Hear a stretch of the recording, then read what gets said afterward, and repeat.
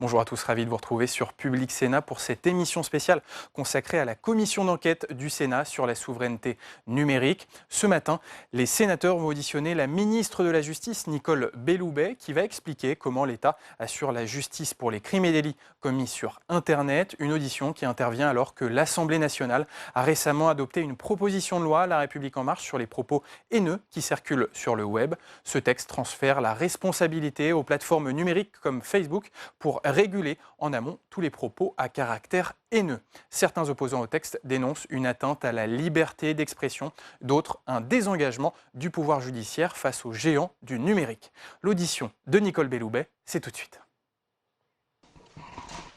Madame la ministre, bonjour. Madame, messieurs, je salue toutes les personnes qui vous accompagnent. Bienvenue au Sénat. Mes chers collègues, donc notre commission d'enquête poursuit ses travaux avec l'audition de Madame Nicole Belloubet, garde des Sceaux et ministre de la Justice. Cette audition sera diffusée en direct sur le site internet du Sénat. Elle fera également l'objet d'un compte rendu publié.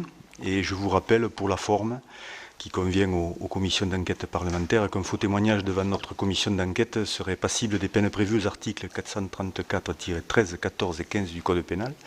Madame la ministre, je vous invite donc à prêter serment de dire toute la vérité, rien que la vérité, en levant la main droite et en disant « je le jure ». Je le jure. Je vous remercie.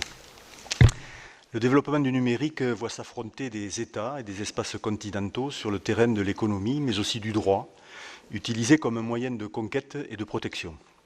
La confrontation des cultures et des systèmes juridiques dans le champ du numérique, ainsi que le rapport de force qui en résulte, affectent la souveraineté de notre État. Notre droit national et continental place la loi au centre. Le droit anglo-saxon de common law procède d'une autre logique, sans cesse plus forte, jusqu'à donner l'impression que notre loi, sur notre propre sol, s'efface de fait ou ne permet pas d'aller au bout des procédures avec quelque espoir de succès. Dans ce contexte, votre ministère doit répondre aux défis que pose la révolution numérique pour notre souveraineté en matière d'intégrité de notre ordre juridique comme d'autorité de nos magistrats et de nos lois. Le modèle économique des grands acteurs du numérique, gratuité d'accès, collecte massive, utilisation et valorisation des données personnelles, vente de publicité ciblée, passe aujourd'hui par la mise en œuvre de stratégies d'évitement leur permettant d'échapper aux contraintes traditionnelles de notre ordre juridique. Obtenir par exemple la coopération de grandes plateformes situées à l'étranger n'est pas toujours aisé. Quelles difficultés nos magistrats et vos services rencontrent-ils, madame, et quelles solutions nous sont offertes ? Pire, pour certains de ces acteurs du numérique, ils sont susceptibles d'être en France les vecteurs, consentants ou non, d'ordre juridique étranger.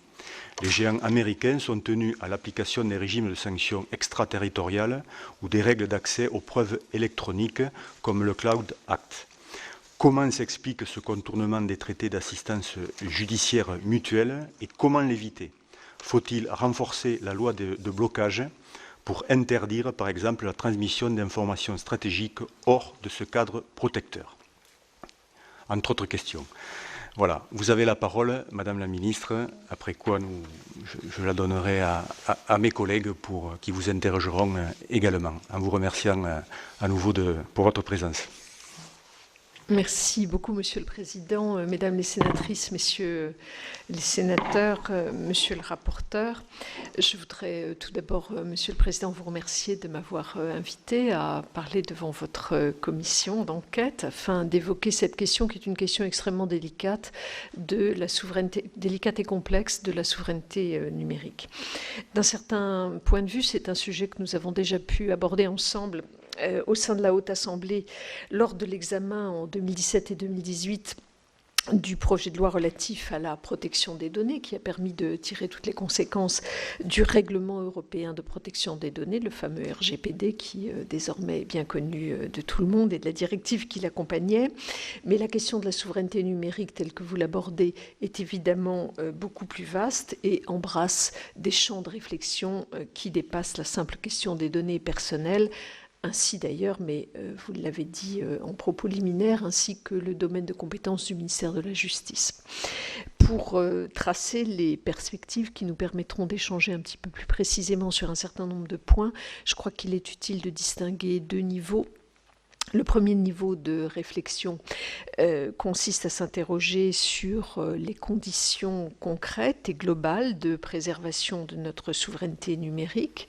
Cela nécessite peut-être que l'on s'arrête quelques instants sur la notion même de souveraineté et de nos capacités d'action pour la défendre.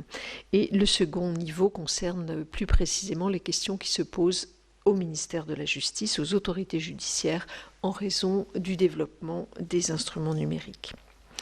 Tout d'abord, donc, quelques éléments sur les enjeux globaux de la protection de notre souveraineté numérique. D'abord, je voudrais préciser, voire affirmer que l'espace numérique est un espace qui doit être investi par le droit.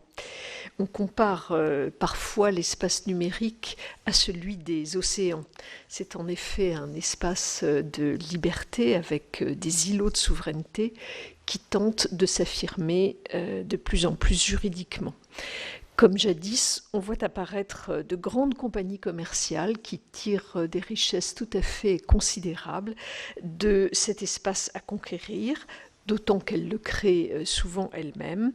Et on voit aussi apparaître des corsaires ou des pirates qui profitent de cette faiblesse ou de cette liberté, de cette faiblesse du droit ou de cette liberté. Le droit de la mer a été une très lente construction au cours des siècles derniers, au prix de conflits, de rivalités, mais aussi d'une coopération réelle entre les États. Il faut donc que notre droit de l'espace numérique se mette en place plus rapidement, parce que les enjeux sont considérables, que les délais sont évidemment beaucoup plus rapides et que nous n'avons pas le temps d'attendre. L'expression de notre souveraineté dans cet espace de liberté est difficile. Les acteurs non étatiques sont puissants. Ils sont également protégés par les États où ils se sont développés. Nous l'avons vu encore récemment, que ce soit aux États-Unis ou en Chine. Les intérêts privés et nationaux s'entremêlent dès lors de manière extrêmement complexe. Comme toujours, l'Europe doit composer avec ses propres difficultés à agir face à des acteurs qui peuvent faire preuve de cynisme, tout en comprenant que ce continent, l'Europe, forme un marché considérable, qu'il est donc ouvert, mais qu'ils doivent aussi le ménager. Et naturellement, les révolutions technologiques sont telles et se succèdent à un rythme si soutenu que notre droit a un peu de mal à s'adapter. Défendre ou même reconquérir notre souveraineté numérique, comme vous en avez l'ambition, est un objectif évidemment que nous partageons. Le concept même de souveraineté recoupe d'ailleurs des notions très diverses. Il renvoie à notre capacité à défendre notre territoire, à défendre notre population, à préserver et à développer nos intérêts, quels qu'ils soient. Elle suppose aussi cette notion de souveraineté numérique, que nous soyons en mesure de faire respecter nos valeurs, et c'est un point essentiel. Je pense bien entendu à la démocratie politique et à l'état de droit.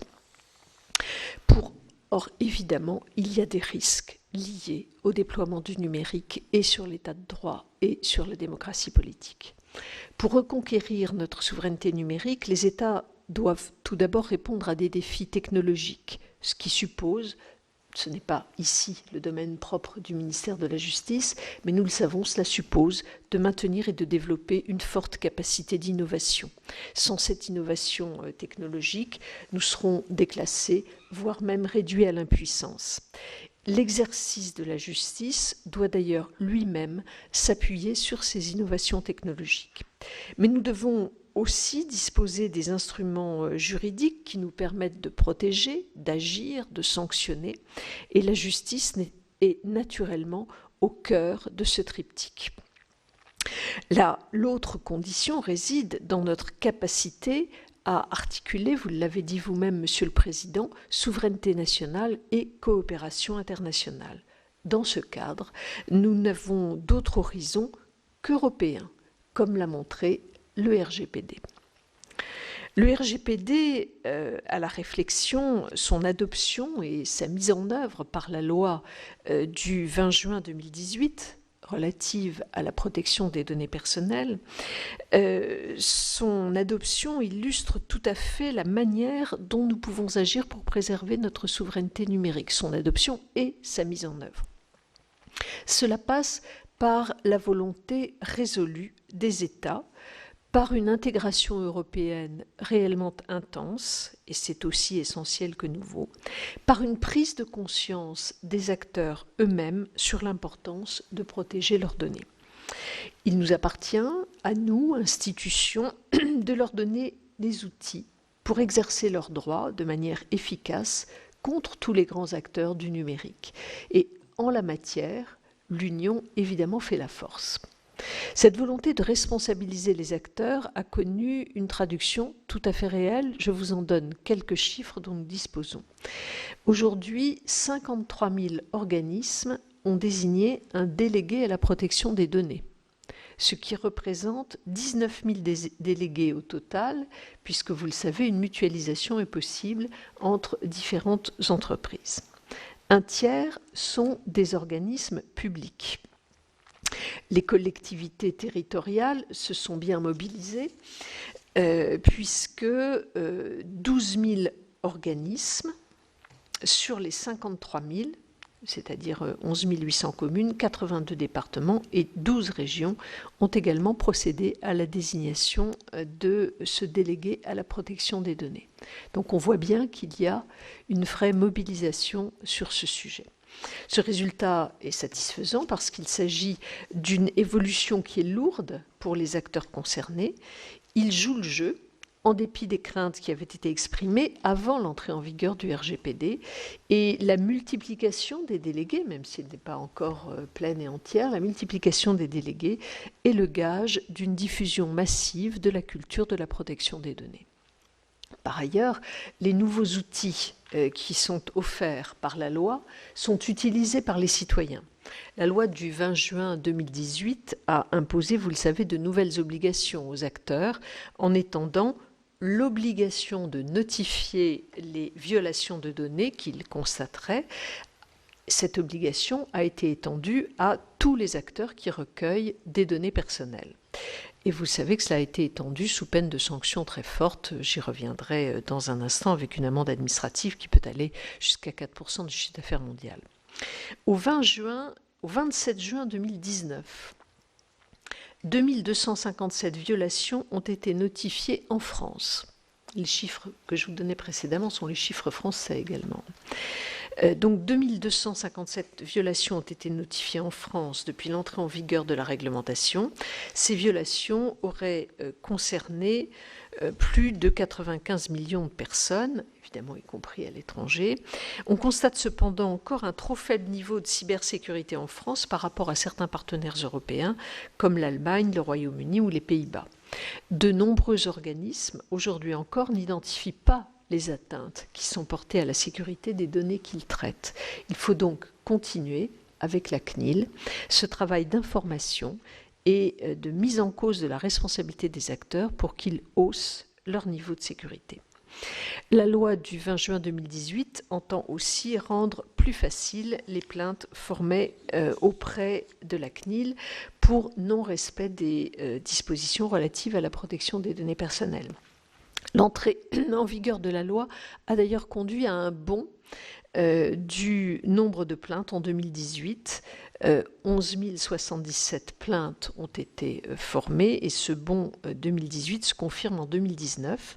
On constate une hausse de 23% des plaintes au premier semestre 2019 par rapport à la même période en 2018, c'est-à-dire donc avant l'entrée en vigueur de la loi.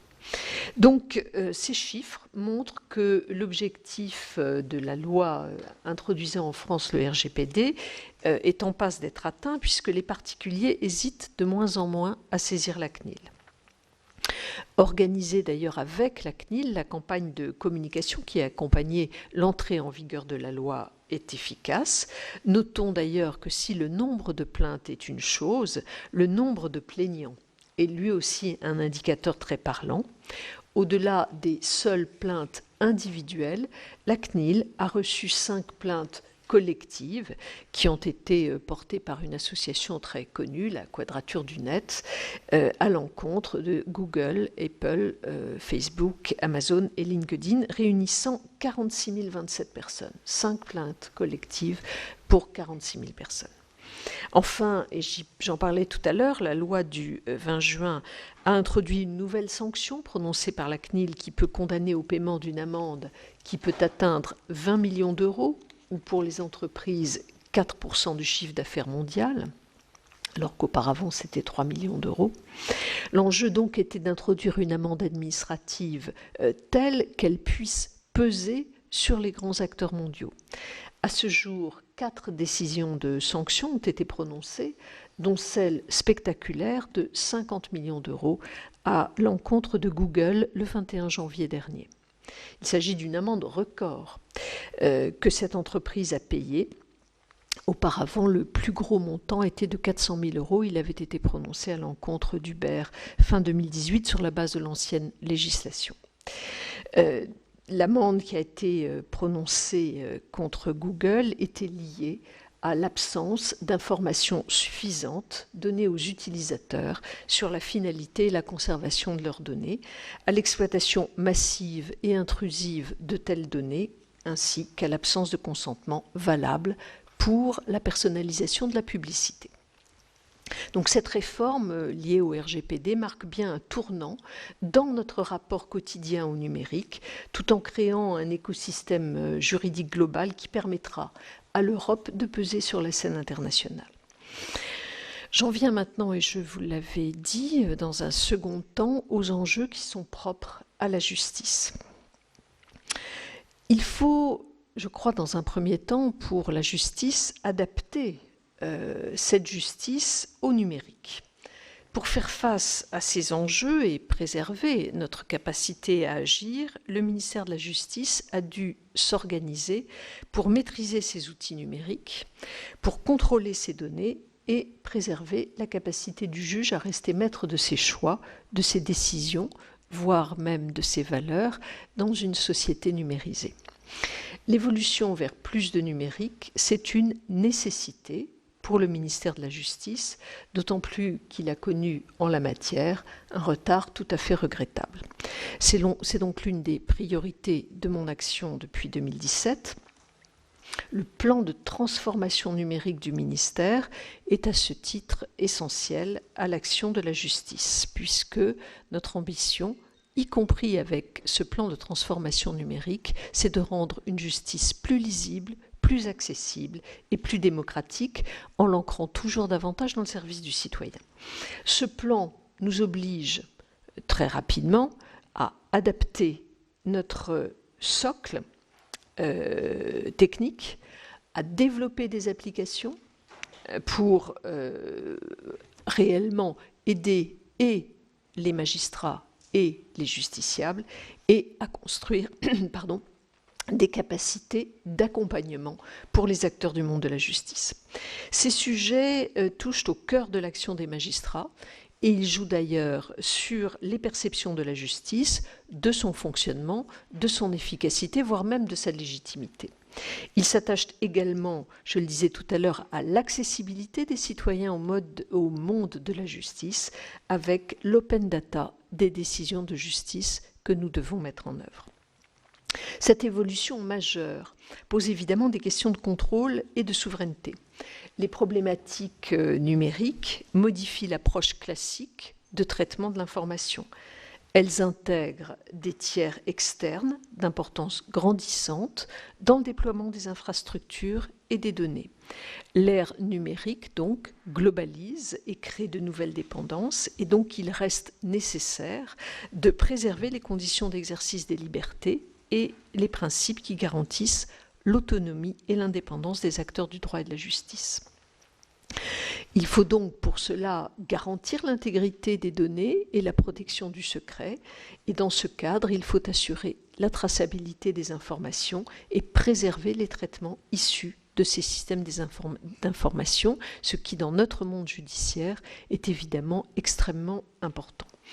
Par ailleurs, les moyens nécessaires à l'exploitation des plateformes numériques induisent une logique commerciale pour les développeurs et le développement de stratégies d'influence de toutes sortes qui peuvent être peu compatibles avec des logiques régaliennes et de souveraineté.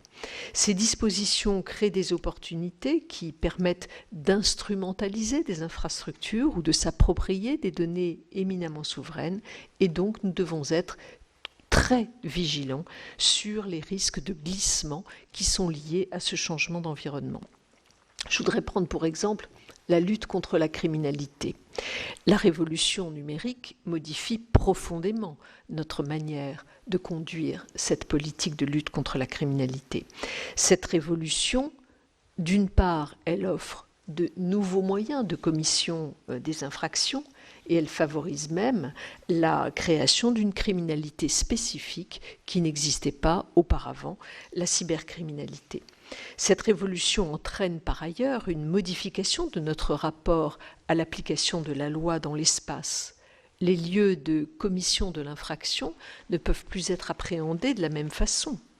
L'accès aux preuves, lorsqu'elles sont numériques, nous invite également à modifier nos pratiques dans la mesure où ces preuves numériques ne peuvent pas être localisées et appréhendées comme le sont des objets matériels.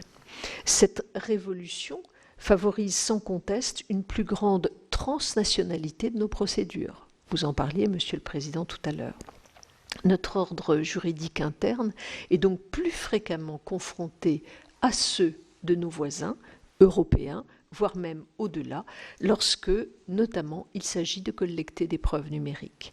Ainsi, les réquisitions de nos magistrats sont à la fois facilitées par des dispositions juridiques propres à l'Union européenne, mais également elles peuvent se heurter à des dispositions législatives d'autres pays qui proscrivent la transmission des éléments demandés et nécessaires à l'établissement des preuves. Et c'est donc précisément afin de surmonter ces obstacles que nous avons décidé de renforcer la coopération au sein de l'Union européenne et que l'Union elle-même s'est engagée dans d'importants travaux législatifs. Donc, je voudrais dire quelques mots de l'organisation de la preuve numérique au sein de l'Union européenne. La Commission européenne a proposé 2 textes afin de faciliter l'accès aux preuves numériques entre États membres au sein de l'Union. Sont ainsi en cours de négociation, d'une part, une proposition de directive qui établit des règles harmonisées concernant la désignation de représentants légaux aux fins de collecte de preuves en matière pénale. Et nous avons également une proposition de règlement qui est relative à l'accès aux preuves numériques en matière pénale, qui détermine les conditions et les modalités d'accès par les autorités judiciaires à la preuve numérique détenue par un opérateur qui fournit des services sur le territoire de l'Union européenne. Donc une directive et un règlement qui sont actuellement en cours de négociation. Le Conseil de l'Union européenne a arrêté sa position le 7 décembre 2018, donc il y a environ 9 mois, sur la proposition de règlement et le 7 mars 2019 sur la proposition de directive dans une version qui est proche de la proposition initiale que nous soutenions. Les discussions avec le Parlement ne pourront toutefois intervenir que dans le cadre de la nouvelle législature qui a été issue des élections de mai dernier, c'est-à-dire pas avant l'automne de cette année. La France est en particulier mon ministère, est très investi dans la négociation de ces 2 textes. Nous militons pour que ces textes proposent des mécanismes qui soient simples pour les praticiens et qui soient efficaces pour les enquêtes judiciaires. Cette négociation n'est pas facile, parce qu'un certain nombre d'États ne sont pas enclins à ouvrir facilement l'accès à ces preuves numériques. Nous devons donc nous organiser pour mieux coopérer entre nous et faire en sorte que nos justices respectives demeurent efficaces face à une criminalité qui ne connaît plus de frontières. Et nous devons en même temps répondre aux défis que nous lancent les grandes puissances du numérique. Je pense en particulier aux États-Unis et au Cloud Act, dont vous avez également parlé, Monsieur le Président. Le Cloud Act, qui a été adopté en 2018, permet aux services d'enquête américains d'obtenir des données électroniques, y compris des données de contenu, quelle que soit leur localisation, auprès des opérateurs établis sur leur territoire, quelle que soit la localisation de ces données. Il prévoit par ailleurs la conclusion d'accords bilatéraux permettant à des autorités étrangères de faire de même, excepté lorsque les données requises appartiennent à des citoyens américains ou résidents permanents aux États-Unis avec clause de réciprocité.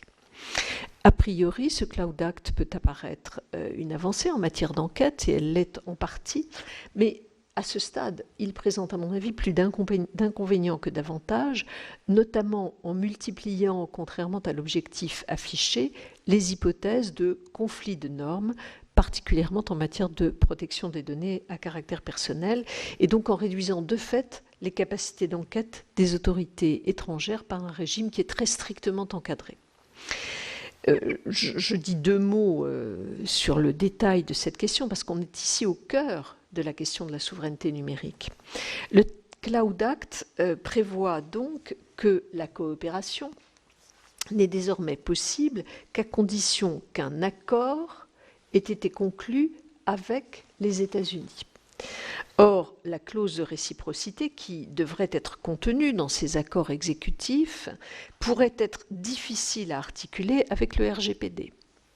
En effet, les autorités pénales américaines pourraient requérir auprès des opérateurs établis dans les États de l'Union partis à ce type d'accord la communication de données relatives à des citoyens ou à des résidents permanents d'autres États de l'Union que celui dans lequel l'opérateur est établi. À titre d'exemple, si la France concluait un tel accord exécutif avec les États-Unis, un hébergeur situé en Allemagne devrait, sur réquisition des autorités américaines, fournir des données, y compris de contenu, relatives à des utilisateurs français. La conformité d'ailleurs d'un tel accord à l'article 48 du RGPD n'est pas tout à fait certaine. En outre, on peut être sérieusement préoccupé par le fait que le Cloud Act permettrait à terme aux autorités judiciaires américaines d'accéder à des données, toujours y compris de contenu, de personnes françaises et donc potentiellement d'entreprises françaises. Alors comment éviter cela ? Manifestement, la réponse ne peut être qu'européenne, ce que d'ailleurs le secrétaire d'État américain avec lequel j'avais été en contact, Jeff Sessions, refusait. Il souhaitait uniquement conclure des accords bilatéraux avec ceux des États européens qui correspondaient à leurs propres valeurs. Et il ne souhaitait pas conclure ces accords bilatéraux avec tous les États européens, mais surtout pas avec l'Union européenne, qui évidemment a plus de puissance. La question a été clairement tranchée et aujourd'hui l'Union s'est engagée dans la construction de cette réponse, qui n'est évidemment pas simple, puisque dans ce dossier très complexe, il y a beaucoup d'incertitudes et d'incompréhension. Deux enjeux apparaissent clairement. Préserver la capacité de nos magistrats à faire leur travail, d'une part, et protéger nos concitoyens contre l'accès illégitime à leurs données personnelles. L'Union a donc décidé de s'engager dans la négociation d'un accord bilatéral, Union européenne-États-Unis, sur le recueil de preuves numériques, car, je vous le disais tout à l'heure, le Cloud Act peut permettre de mettre en échec les demandes des magistrats européens lorsqu'ils souhaitent obtenir des preuves numériques auprès des principaux fournisseurs mondiaux de communications électroniques. Cette négociation va être menée par la Commission au nom des États membres. Les États membres sont néanmoins très associés à cette négociation et la France a tout particulièrement veillé à ce que le mandat de négociation qui a été confié à la Commission le 6 juin dernier soit le plus exigeant possible par rapport aux États-Unis. Cette négociation prendra sans doute plusieurs mois, voire plusieurs années, d'autant que nous entrons dans cette négociation avec une forme d'incompréhension avec nos amis américains, Le Cloud Act, je vous le disais, prévoit la conclusion d'accords bilatéraux entre les États, ce qui légalement est impossible du côté européen, puisqu'au terme de la jurisprudence de la Cour de justice de l'Union, l'Union dispose d'une compétence exclusive en la matière, et il a donc fallu l'expliquer aux Américains, expliquer que c'était à l'Union de négocier au nom des États membres avec les États-Unis. Parmi les points importants de cette négociation, il y a quelques maîtres mots pour nous, précisément pour préserver notre souveraineté numérique. C'est notamment le mot de réciprocité. Par ailleurs, nous avons insisté pour que les personnes morales soient expressément exclues de l'accord futur afin d'éviter les risques d'intrusion ou de vampirisation des données stratégiques de nos entreprises sous un habillage judiciaire. Enfin, nous avons également pesé pour que soient écartées les données dont la divulgation serait contraire aux intérêts essentiels d'un État membre.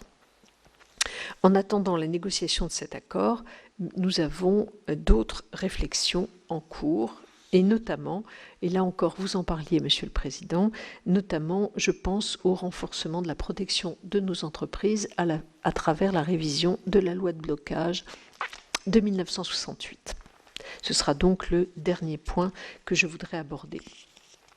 Comme on vient de le voir, l'adoption récente du Cloud Act permet désormais aux autorités américaines, dans le cadre de requêtes pénales, de se saisir de manière très simple et directe des données numériques hébergées à l'étranger via les fournisseurs de services de communication électronique américains ou situés aux États-Unis. A contrario, lorsque les autorités judiciaires françaises souhaitent saisir des données qui sont hébergées aux États-Unis, elles doivent se plier au mécanisme beaucoup plus lourd et aléatoire de l'entraide judiciaire. Donc il n'y a pas de réciprocité de ce point de vue-là. Ce mécanisme de l'entraide judiciaire nous impose de demander aux autorités américaines judiciaires de former des demandes préalables auprès d'elles, et elles sont alors libres d'y donner suite ou non. Il y a donc là une situation d'asymétrie qui est préjudiciable à notre souveraineté judiciaire et numérique, plus particulièrement pour la confidentialité des informations stratégiques sensibles de nos entreprises lorsqu'elles sont stockées sous un format numérique. Pour y faire face, le gouvernement a amorcé une réflexion sur la base d'un rapport qui a été confié au député Raphaël Gauvain afin d'actualiser la loi de blocage de 1968. Pour mémoire, mais vous le savez fort bien, cette loi de blocage impose aux autorités administratives et judiciaires étrangères souhaitant se faire remettre des informations stratégiques détenues par des entreprises situées en France de passer par le canal de la coopération, c'est-à-dire de solliciter la communication de ces informations auprès des autorités nationales et non directement auprès des autorités économiques concernés, des opérateurs économiques concernés. Le non-respect de la loi de blocage est pénalement sanctionné. Certes, on pourrait considérer que la loi de 1968 s'applique d'ores et déjà à la transmission de données stratégiques numériques relatives à des opérateurs économiques français, à des autorités, pour donner des informations à des autorités ou des entités étrangères. Mais le texte n'est pas explicite dans cette matière, ce qui pourrait faire peser un risque sur la légalité de la sanction pénale qui, vous le savez, est d'interprétation stricte. Légalité qui peut elle-même sembler insuffisante pour être considérée comme crédible et donc dissuasive pour des entités potentiellement concernées. Je pense notamment aux grands hébergeurs de données numériques et notamment aux GAFAM. Donc, outre cette clarification rédactionnelle et l'aggravation des peines encourues en cas de non-respect de la loi de blocage, le gouvernement envisage également de consacrer un rôle spécifique dans l'avenir au CIC, au service de l'information stratégique et de la sécurité économique. Nous envisageons de conférer au CIC un rôle d'accompagnement et de conseil des entreprises qui seraient visées par les demandes étrangères directes visant à procéder à une saisie numérique. Le rôle du CIC à cet égard pourrait notamment être d'évaluer la portée des informations confidentielles susceptibles d'être demandées par l'autorité étrangère et de rappeler à l'entreprise les dispositions de la loi de 68 et d'engager un dialogue avec elle sur la conduite à tenir. Les réflexions sur ces différents aspects, qui s'inspirent très largement des propositions qui sont faites par le député Gauvin dans son rapport, sont en cours d'étude et elles pourraient, pour certaines d'entre elles, faire l'objet de dispositions législatives.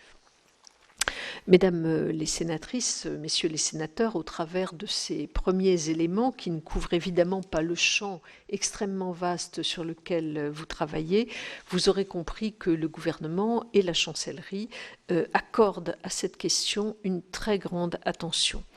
Je crois qu'il faut en la matière avoir une pensée offensive et savoir promouvoir notre vision de la souveraineté numérique au sein même de l'Union européenne.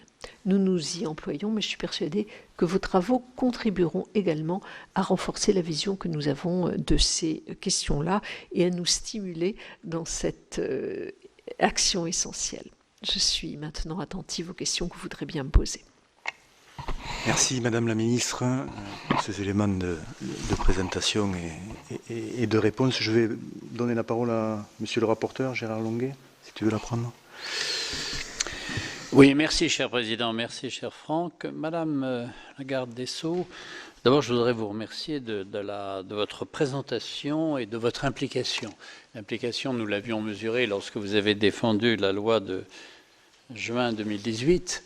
Et cette présentation reprend, en effet, les lignes de force sur la souveraineté numérique que nous évoquons depuis le début de nos travaux. Mais vous êtes sans doute le ministère pour lequel la souveraineté numérique appliquée à la coopération judiciaire est de l'actualité la plus immédiate, la plus concrète et dépendant le plus directement, non pas de considérations économiques, non pas seulement de considérations économiques ou technologiques, mais vraiment de considérations juridiques, c'est-à-dire au cœur de notre métier de législateur. Donc je peux dire au nom des membres de la commission d'enquête que votre présence et votre intervention est particulièrement importante. Et d'ailleurs, la qualité de votre intervention a une conséquence pratique plutôt positive, c'est que j'aurai moins de questions à vous poser parce que beaucoup de réponses ont été données sur la première question ayant trait à la mise en œuvre du RGPD à travers la loi de 2018. Vous nous avez donné des éléments d'application du texte, vous avez cité des chiffres qui sont passionnants, que nous retrouverons et que nous communiquerons naturellement pour informer et éclairer nos collègues. Là, cependant, une question que je voulais vous poser et qui est liée à la coexistence, mais ce n'est pas exclusif à ces sujets, de sanctions administratives sur le fondement du RGPD et de poursuites pénales.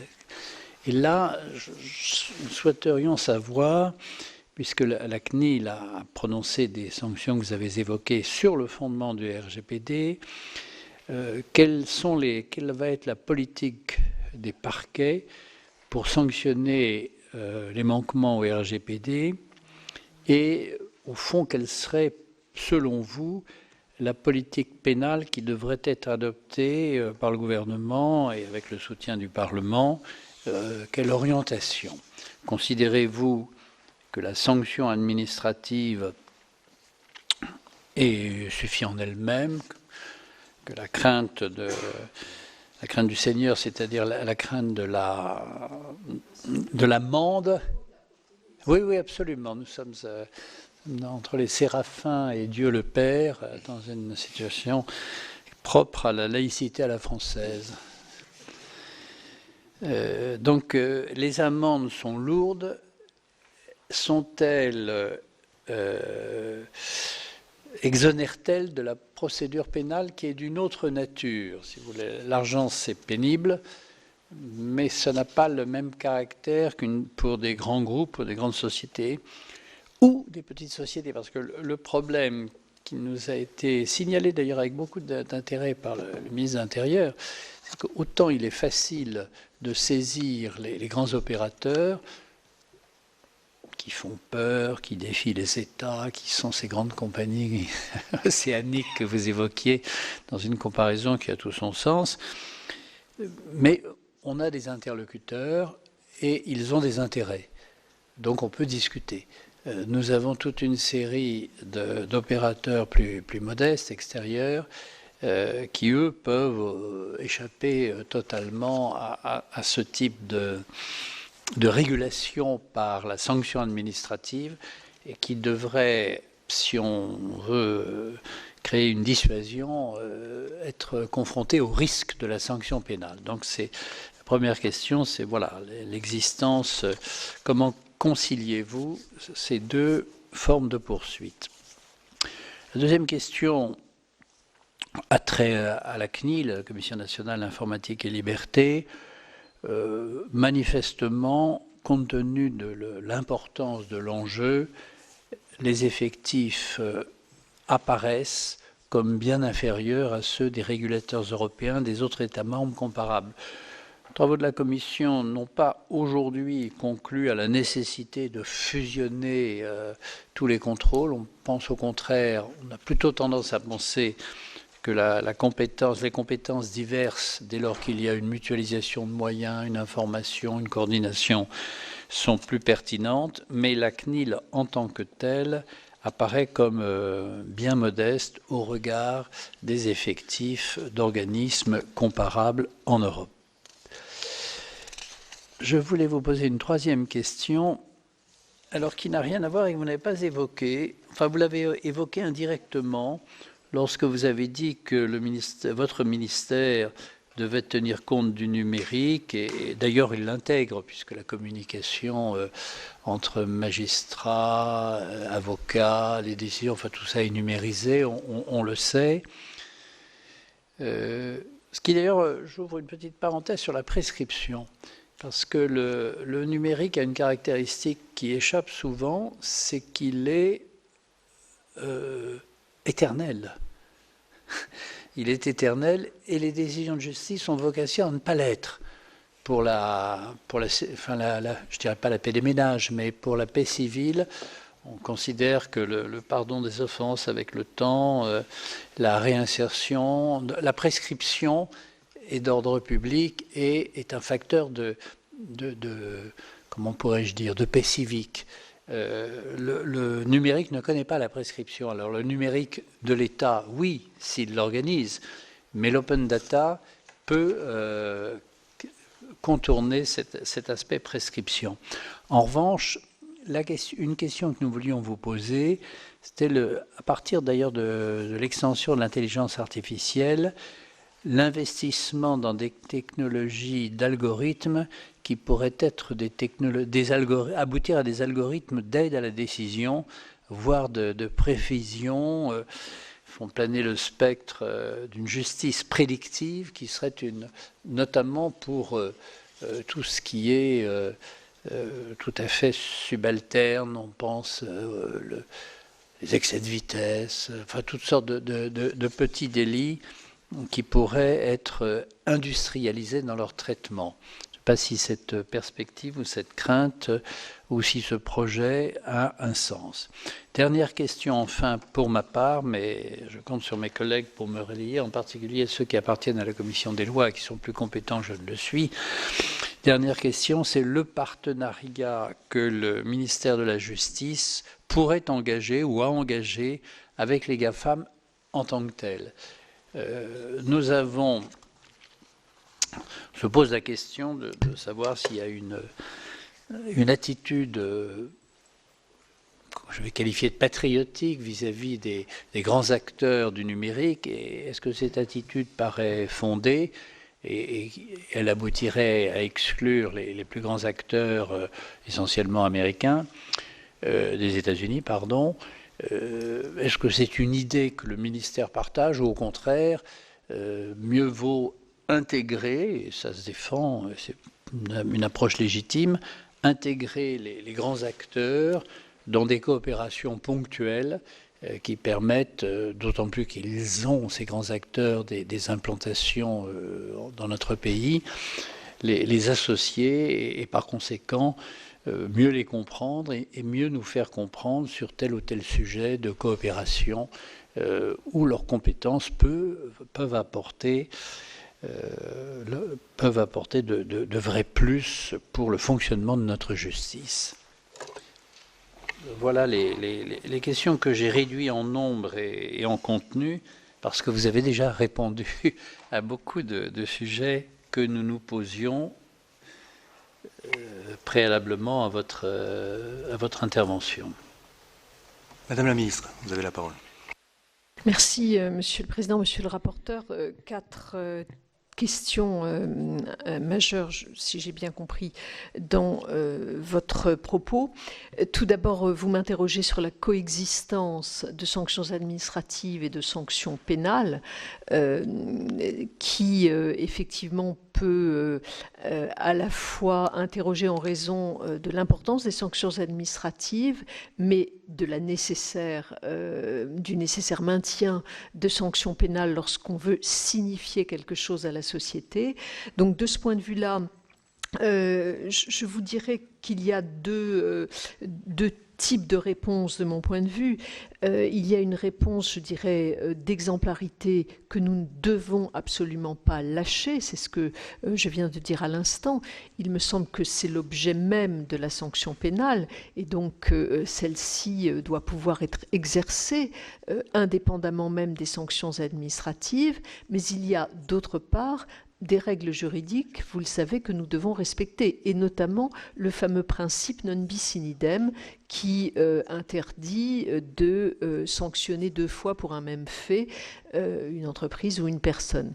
Le Conseil constitutionnel a rendu des décisions importantes sur l'application du principe non bis in idem au moment de l'affaire Cahuzac, et a admis que l'on pouvait avoir deux types de sanctions pour des faits identiques à partir du moment où cela relevait de deux ordres juridiques différents. Et donc c'est dans ce cadre-là, me semble-t-il, que nous pouvons à la fois préserver la sanction administrative et maintenir la sanction pénale. Nous sommes dans deux objets différents, dans deux ordres juridiques différents, et si évidemment les choses sont bien construites, ça ne me semble pas impossible de faire jouer cette double sanction, évidemment tout en prenant en compte la réalité des situations des différentes entreprises. Vous m'interrogez également sur la CNIL. Et sur les moyens de la CNIL et ses effectifs modestes, dites-vous, qui pourraient la placer en situation difficile. J'ai eu l'occasion de parler assez fréquemment avec la présidente de la CNIL, l'ancienne et la nouvelle, de ces éléments-là. Des postes supplémentaires lui ont été octroyés pour faire face à ces nouvelles missions qui sont radicalement différentes de ce qui était le cas auparavant, notamment depuis l'application de la loi du 20 juin 2018. J'ai conscience de la modestie des effectifs. J'ai aussi conscience de ce que la CNIL fait des efforts tout à fait considérables de réorganisation, d'adaptation, et il me semble de ce point de vue que nous restons très à l'écoute des besoins de la CNIL. Cette hausse des effectifs, on me fait passer une note, mais elle a dû vous le dire également, lui a permis de passer entre 2010 et 2019 de 140 à 208 personnes, avec une hausse également importante du budget de 14 à 18 millions. Lorsqu'on regarde les effectifs comparés dans les États européens, il y a des États qui sont à peu près similaires, c'est le cas des Pays-Bas et de l'Allemagne, d'autres qui ont beaucoup plus d'agents, je pense au Royaume-Uni qui a plus de 600 agents, presque 700, et donc on a effectivement des différences d'approche qui sont réelles. Vous m'interrogez également sur la question de la numérisation du ministère, de l'articulation avec ce que l'on voit apparaître, la crainte notamment d'une justice prédictive, je crois qu'il faut à la fois s'arc-bouter sur ce qui est l'office même du juge et la question de l'individualisation des décisions. Le rôle même du juge, c'est cela, c'est de savoir contextualiser une décision, mais individualiser sa décision. Et donc cela, c'est ce qui garantit l'indépendance du magistrat, l'indépendance de la justice. Pour autant, il ne faut pas, me semble-t-il, se priver d'un certain nombre d'éléments d'aide à la décision. Lorsque des barèmes sont construits, qui sont des barèmes indicatifs, je pense aux barèmes pour les pensions alimentaires, je pense aux barèmes pour les indemnités de licenciement tels qu'ils ont été construits, je pourrais multiplier les exemples. Ces barèmes-là sont des outils d'aide à la décision qui pour autant ne privent absolument pas le juge de son pouvoir d'amodier, de renforcer, d'atténuer ces éléments-là. Les questions de justice prédictive sont également largement liées à l'open data des décisions de justice. Vous le savez, nous avons depuis la loi de 2016 sur la République numérique, qui a été confortée par la loi qui a été adoptée, la loi de réforme de la justice adoptée au mois de mars dernier, nous allons devoir mettre à disposition l'ensemble des décisions de justice. Donc anonymisées pour les parties, dans un certain nombre de cas également pour les magistrats, mais il va de soi que cette mise à disposition de l'ensemble des décisions de justice pourrait conduire un certain nombre d'opérateurs privés à avoir une attitude de construction de banques de données ou de construction de logiciels qui pourraient permettre de dire pour avoir les meilleures indemnités, il faut aller à Besançon ou à Vesoul ou à Poitiers, enfin je ne sais, et demander telle chambre, etc. Il va de soi que dans la construction de cette open data, qui n'est pas encore réalisée au moment où nous parlons, nous serons extrêmement vigilants là-dessus parce que, encore une fois, je pense qu'il peut y avoir des outils d'aide à la décision, mais je serai très vigilante sur le fait que les décisions de justice sont par définition des décisions individuelles. Et voilà pour cette audition de la ministre de la Justice, Nicole Belloubet, par la commission d'enquête du Sénat sur la souveraineté numérique. Les sénateurs auditionnent également ce matin la ministre de la Défense, Florence Parly. Depuis 2019, la France mène officiellement des attaques informatiques dans sa stratégie de cyberdéfense. Le chef d'état-major des armées, le général François Lecointre, auditionné par cette commission d'enquête en juin dernier, a affirmé qu'il manquait à l'armée française plus de 1000 cybersoldats pour avoir une armée pleinement opérationnelle. Je vous laisse écouter la réponse de la ministre de la Défense, Florence Parly. Mes chers collègues, notre commission d'enquête donc poursuit ses travaux avec l'audition de Madame Florence Parly, ministre des Armées. Cette audition sera diffusée en direct sur le site internet du Sénat. Elle fera également l'objet d'un compte rendu publié. Et enfin, je vous rappelle pour la forme qui convient aux commissions d'enquête parlementaires qu'un faux témoignage devant notre commission d'enquête serait passible des peines prévues aux articles 434-13, 14 et 15 du Code pénal. Madame la ministre, je vous invite donc à prêter serment de dire toute la vérité, rien que la vérité, en levant la main droite et en disant « je le jure ». Je le jure. Je vous remercie, madame. Madame la ministre, vous avez la responsabilité d'un ministère régalien essentiel pour la souveraineté numérique. La revue stratégique de défense et de sécurité nationale de 2017 fait de notre souveraineté numérique un enjeu prioritaire et la revue stratégique de cyberdéfense de février 2018 définit la souveraineté numérique comme, je cite, la capacité de la France d'une part d'agir de manière souveraine dans l'espace numérique en y conservant une capacité autonome d'appréciation, de décision et d'action et d'autre part de préserver les composantes les plus traditionnelles de sa souveraineté vis-à-vis de menaces nouvelles tirant parti de la numérisation croissante de la société. Fin de citation. Un pays ne peut être souverain s'il ne parvient pas à contrôler les activités numériques qui affectent son territoire d'une part et s'il ne dispose pas des technologies clés et des infrastructures critiques d'autre part. Un pays ne peut être souverain sans les armes lui permettant de garantir son autonomie et sans la maîtrise des théâtres opérationnels affectés par de nouvelles menaces numériques. Avons-nous, Madame la Ministre, aujourd'hui tous les moyens de nos ambitions dans tous ces domaines ? Le 18 janvier 2019, c'est donc récent, notre pays s'est doté d'une doctrine militaire en lutte informatique offensive, acronyme LIO. La capacité à se protéger contre les attaques informatiques, à les détecter, à en identifier les auteurs est l'un des éléments clés de notre souveraineté, mais elle ne pouvait se suffire à elle-même. N'avons-nous pas tardé, Madame la Ministre, à nous doter d'une capacité de riposter ? Nous sommes-nous donné la possibilité d'être suffisamment offensifs pour être dissuasifs? Sur ces questions et d'autres sujets, et bien évidemment, vous avez la parole, après quoi je donnerai la parole à Monsieur le rapporteur qui va nous rejoindre, Gérard Longuet, il arrive, ainsi qu'à mes collègues. Vous avez la parole, Madame, en vous remerciant d'avance.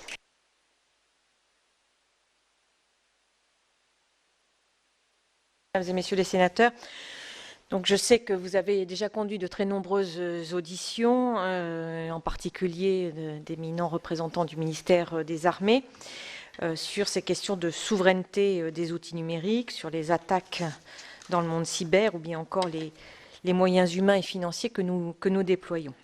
Donc mon ambition aujourd'hui, c'est plutôt de compléter l'éclairage que vous avez déjà pu avoir sur ces sujets et essayer de tracer quelques perspectives et cerner les enjeux pour l'avenir.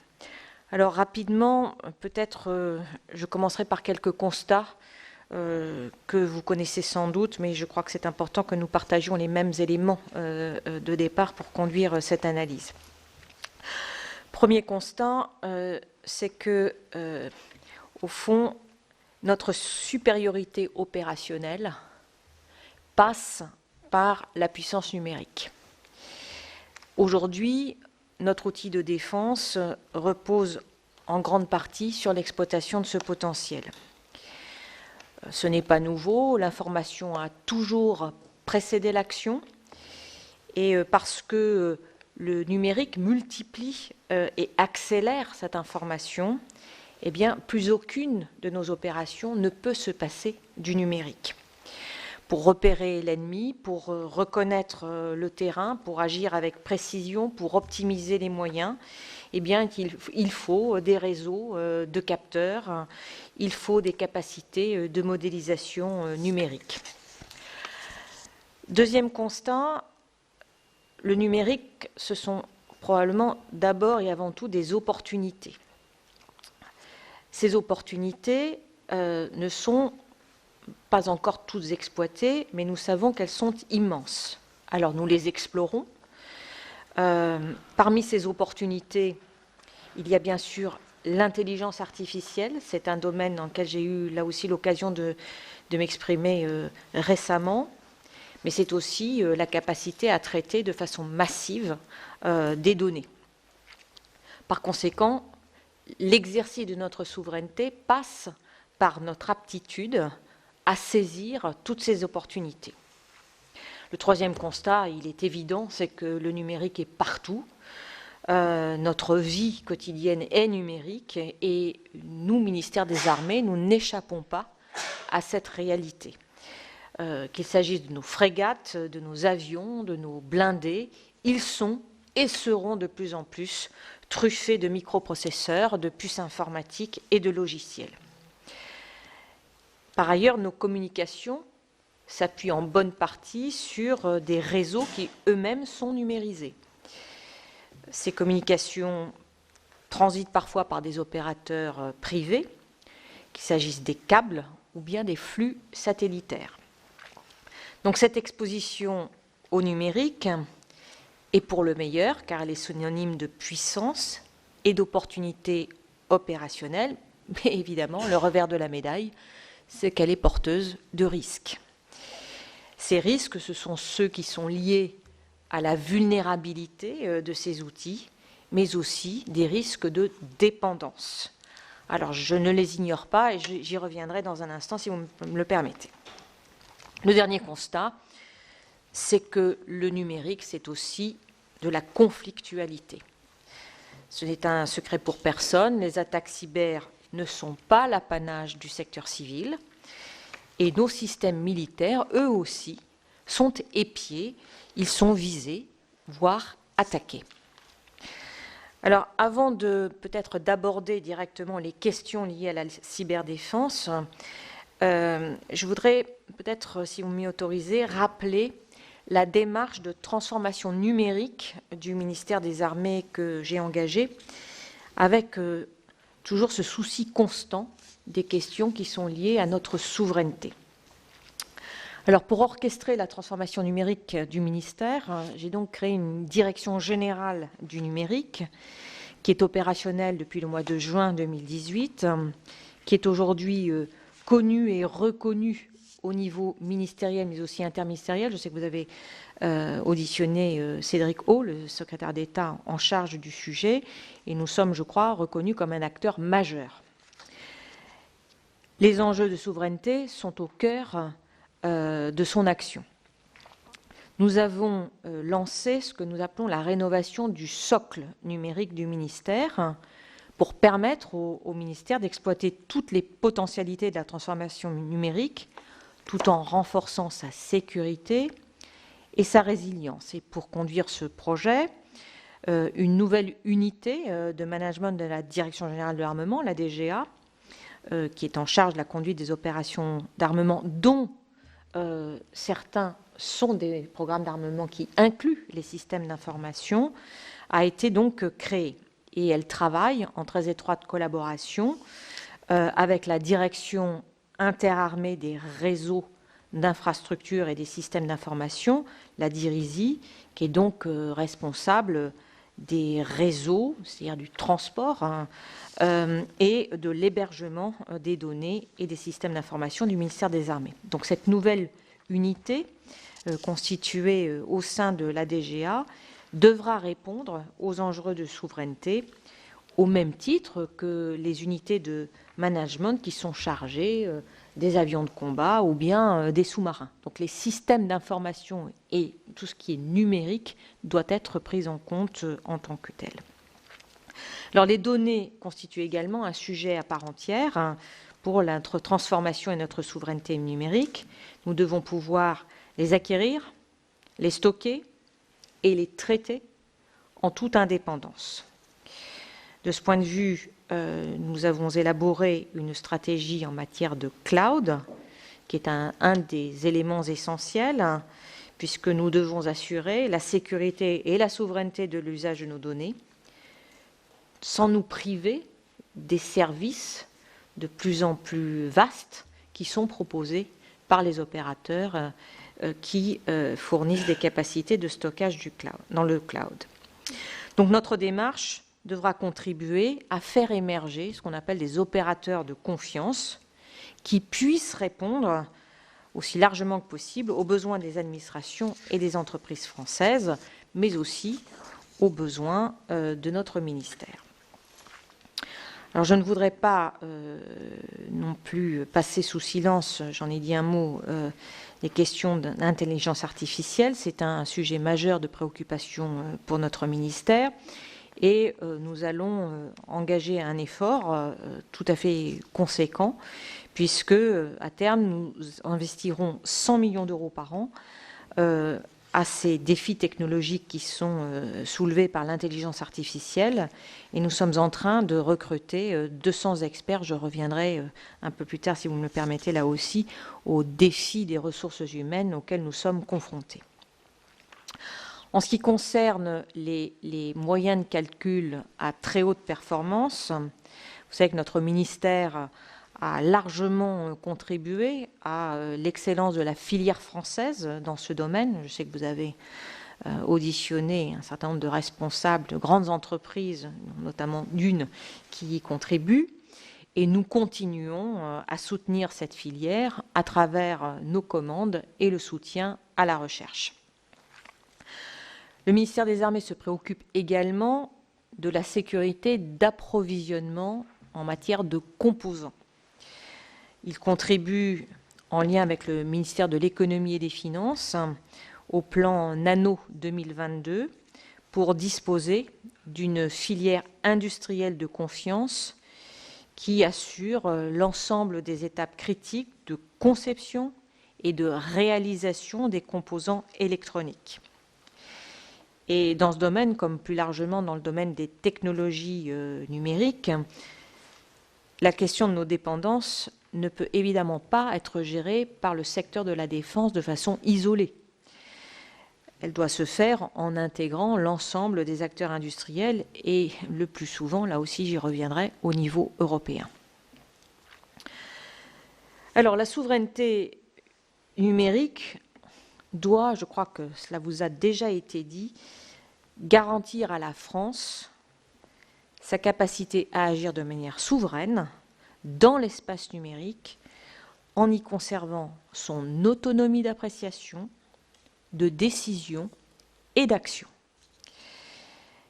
Ce n'est un secret pour personne et la revue stratégique de défense que nous avons conduite à l'automne 2017 le rappelait. Le cyberespace engendre de nouvelles vulnérabilités qui font de notre souveraineté numérique un enjeu prioritaire. Alors j'ai déjà eu l'occasion d'en parler publiquement, mais je le refais devant votre commission. Nous avons, par exemple, constaté à la fin de l'année 2017 des connexions tout à fait anormales sur le serveur de la messagerie Internet du ministère des Armées.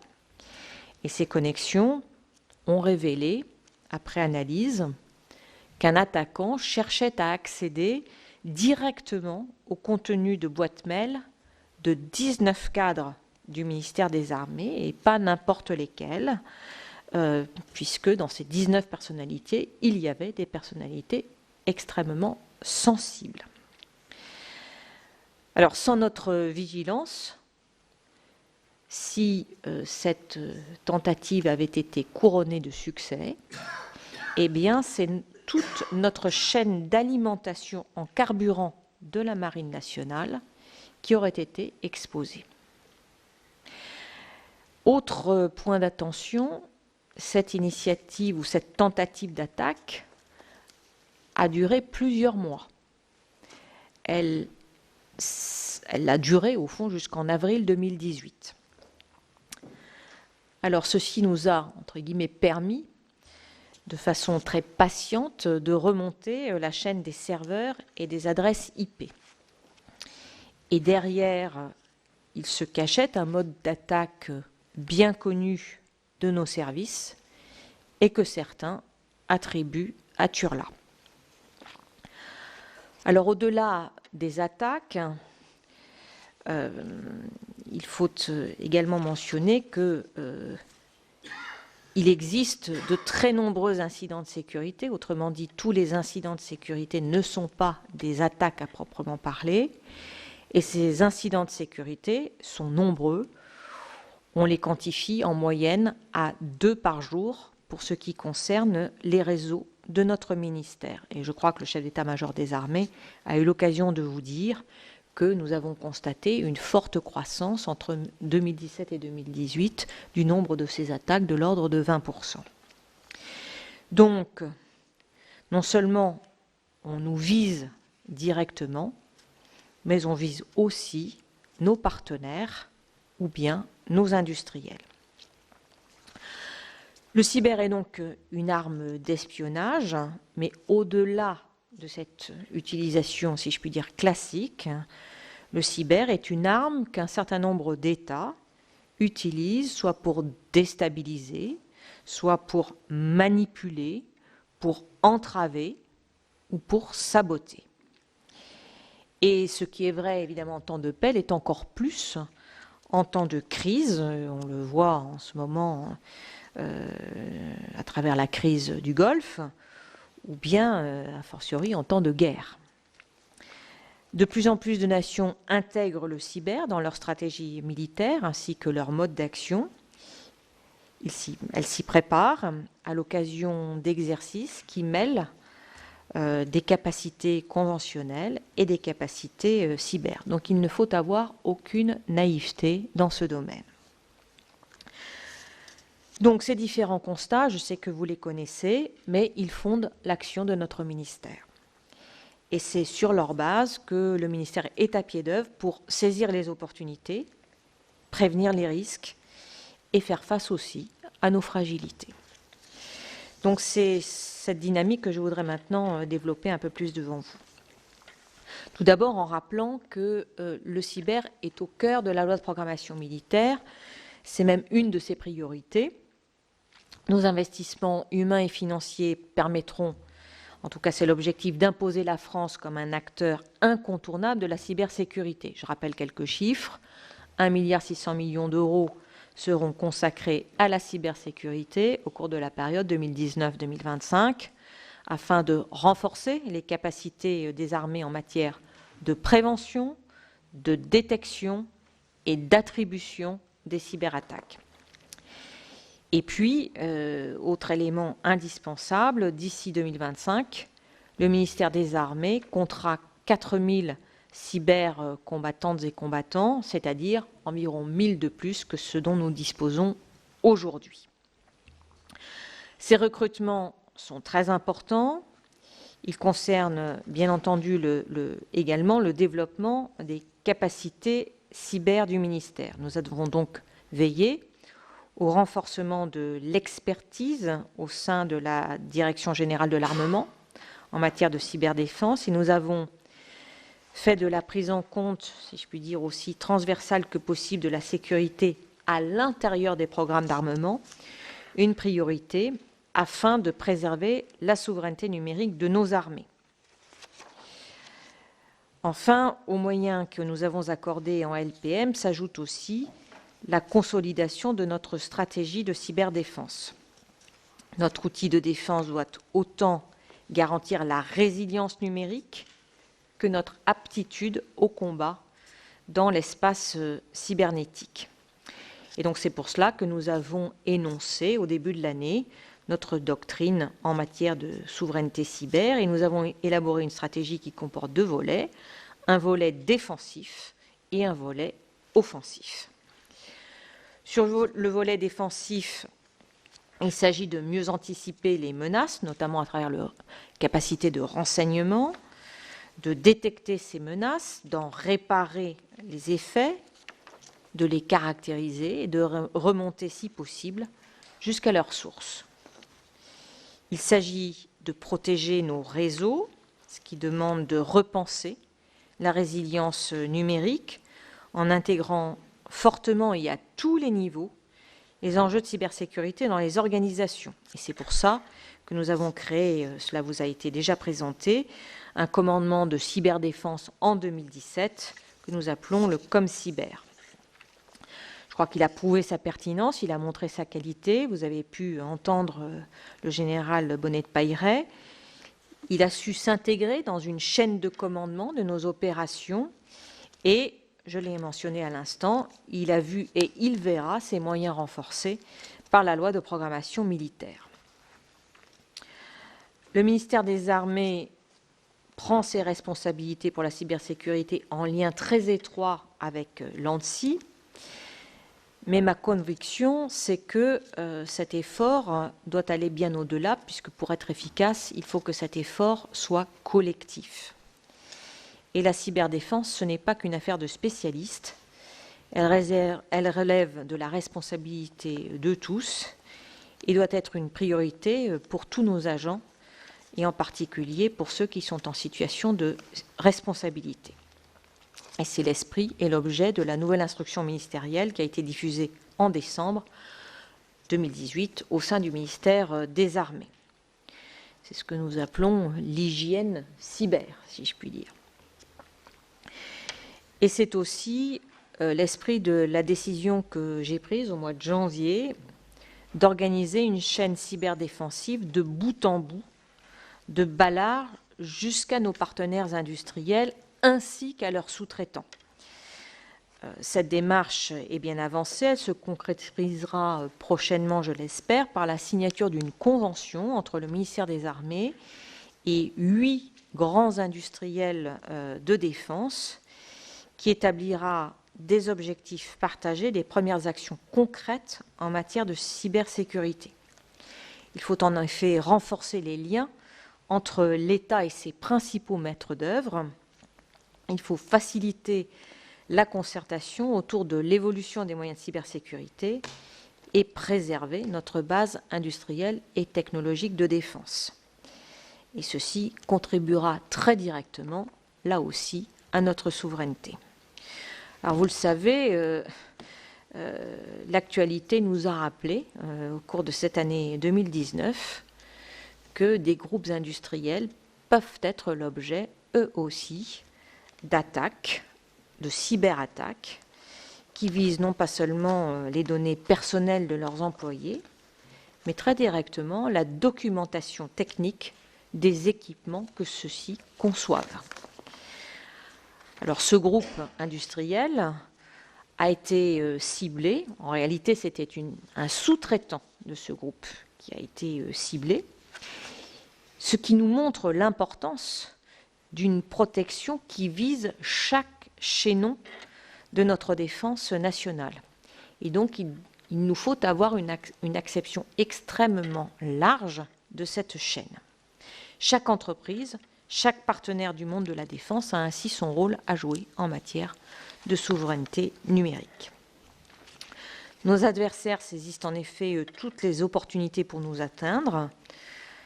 J'ai cité les industriels, leurs sous-traitants, leurs fournisseurs aussi, ainsi que leurs employés. Et donc, chaque système d'armes, chaque ordinateur, chaque smartphone, et demain chaque objet connecté peut être à l'insu même de son propriétaire non seulement une cible, mais également un vecteur de transmission de ces cyberattaques. Donc nous prenons cela extrêmement au sérieux, d'où l'importance d'avoir cette approche de bout en bout. J'ai évoqué à l'instant l'aspect défensif.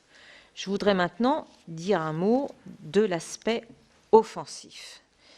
Car en effet, nous sommes également prêts à employer l'arme cyber en opération à des fins offensives, que ce soit de façon isolée ou bien en appui de nos moyens conventionnels afin d'en démultiplier les effets. Cette stratégie offensive est indispensable car il faut préparer nos armées à cette nouvelle guerre en nous assurant qu'elles disposent d'une doctrine et de capacités de lutte informatique offensive. C'est cela aussi la souveraineté à l'ère du numérique. Ainsi, en cas d'attaque cyber ou autre contre nos forces, nous nous réservons le droit de riposter, ceci bien sûr dans le respect du droit et par les moyens et au moment que nous jugerons opportun. Nous nous réservons aussi, quel que soit l'assaillant, le droit de neutraliser les effets et les moyens numériques qui sont employés. Nous considérons donc l'arme cyber comme une arme opérationnelle à part entière. C'est un choix nécessaire que nous faisons en responsabilité. Alors il faudra naturellement en faire un usage proportionné, mais nous n'aurons pas peur de l'utiliser. Et j'aurai très prochainement l'occasion de proposer à nos partenaires notre vision du droit international appliqué aux cyberopérations.